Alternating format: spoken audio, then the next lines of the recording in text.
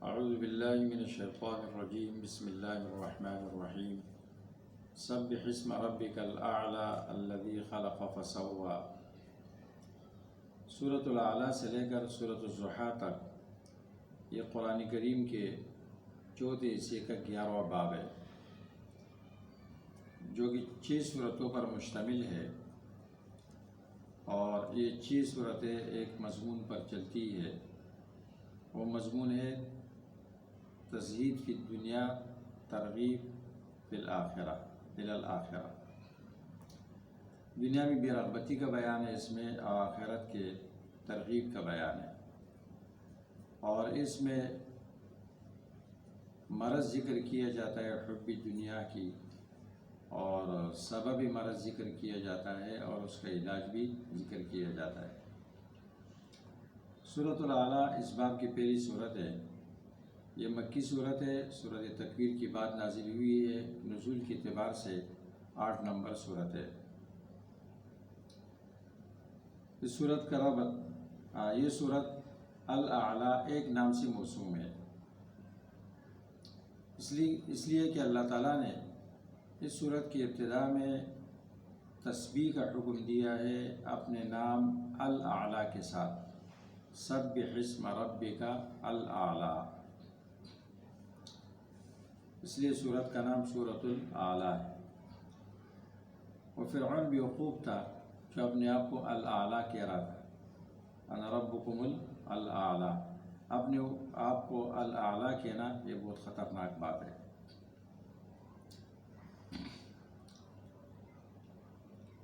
پہلی سورت کے ساتھ اس کا ربط، نمبر 1، پہلی سورت میں منکرین کو مہلت دینے کا بیان تھا، فَمَهِّلِ الْكَافِرِينَ أَمْهِلْهُمْ رُوَيْدًا۔ تو اس صورت میں یہ ذکر کیا جاتا ہے کہ اس مہلت کے زمانے میں داعی کی ذمہ داری کیا بنتی ہے، تو وہ ذمہ داری یہ ہے کہ وہ توحید بیان کرے گا اور قرآن کے ذریعے نصیحت کرے گا، فَذَكِّرْ إِن نَفَعَتِ الذِّكْرَىٰ۔ نمبر 2، پہلی سورت کے آخر میں، پہلی صورت میں انسان کی تخلیق کا ذکر تھا صرف، یہاں انسان کی تسویہ، تقدیر اور پیدائش کے بعد ہدایت عامہ کا ذکر ہے، قدر فہدی۔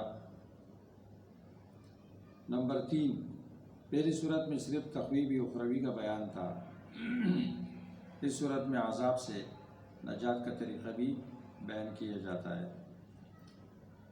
سورت کا بنیادی مضمون توحید کے اثبات دلائل کے ساتھ، آیت نمبر 1 میں تشجیع علی التذکیر بالقرآن، قرآن کے ذریعے نصیحت کرنے کی حوصلہ افزائی، آیت نمبر 9 میں، اور رد شرک فی العلم پر آیت نمبر 7 میں، شرک فی التصرف پر رد آیت نمبر 3 اور 4 میں۔ یہ سورت کا مقصد اور بنیادی خلاصہ ہو گیا۔ اب سورت کی امتیازات کا بیان۔ نمبر 1، اس میں تقدیر کا ذکر ہے، قدر فہدی۔ نمبر 2، اس میں سابقہ صحیفوں کا خلاصہ ہے، ان ھذا لفی الصحف الاولی صحف ابراہیم و موسیٰ۔ نمبر 3، اس میں کامیابی کے اسباب کا بیان ہے۔ سورت کے فوائد و لطائف کا بیان۔ سورت کا بنیادی محور تذکیر المؤمنین بالدار الآخرہ، ایمان والوں کو دار آخرت کے ذریعے نصیحت کرنا۔ سورت کے موضوعات، پہلا موضوع الخلق والتسویہ، اللہ نے انسان کو پیدا کیا، برابر کیا اس کو، خلق فسوی، آیت نمبر 2 میں۔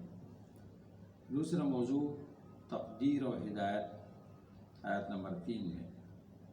تیسرا موضوع انسان کی ابتدا انتہا، اس کے ایک نمونہ، آیت نمبر 4، 5۔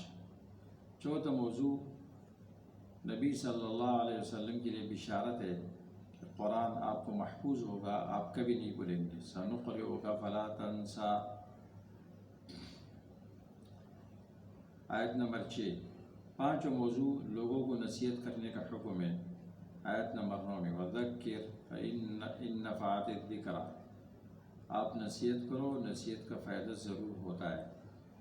چھٹا موضوع کامیابی کے راستے کا بیان ہے، آیت نمبر 14 اور 15 میں۔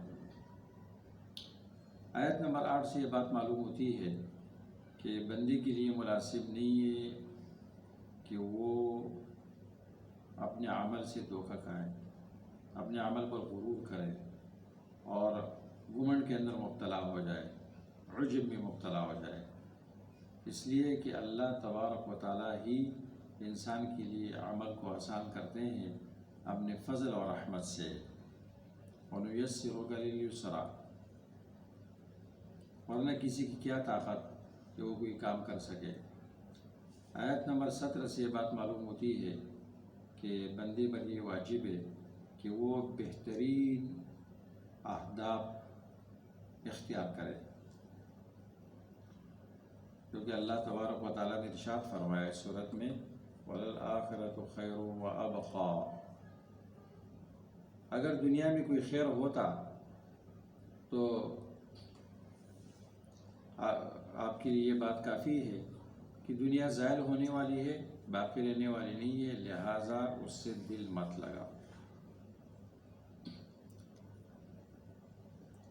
فَذَكِّرْ إِن نَفَعَتِ الذِّكْرَىٰ، یہ آیت اس بات پر دلالت کرتی ہے کہ نشر علم میں، علم کے پھیلانے میں ادب کا لحاظ کرنا بہت لازمی ہے، اور وہ ادب یہ ہے کہ غیر اہل کو علم نہ سکھایا جائے، غیر اہل کو نہ سکھایا جائے۔ وَالَّذِي قَدَّرَ فَهَدَىٰ، آیت نمبر 3۔ یا ہدایت سے مقصود کیا ہے؟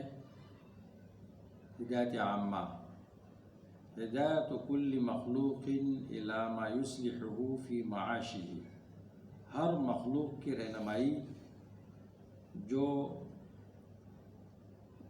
اس کی اصلاح کرے اس کے معاش میں، یعنی ایسا شعور اللہ نے ہر جاندار کے اندر پیدا کیا ہے کہ وہ اپنے معاش کیسے حاصل کرے گا، کیسے کھائے گا، کیسے پیے گا، کیسے توالد تناسل کرے گا، اور کیسے گھر بسائے گا، کیسے دفاع کرے گا، یہ ہر جاندار کے اندر موجود ہے، اور یہ ہدایت عامہ اس کو کہا جاتا ہے۔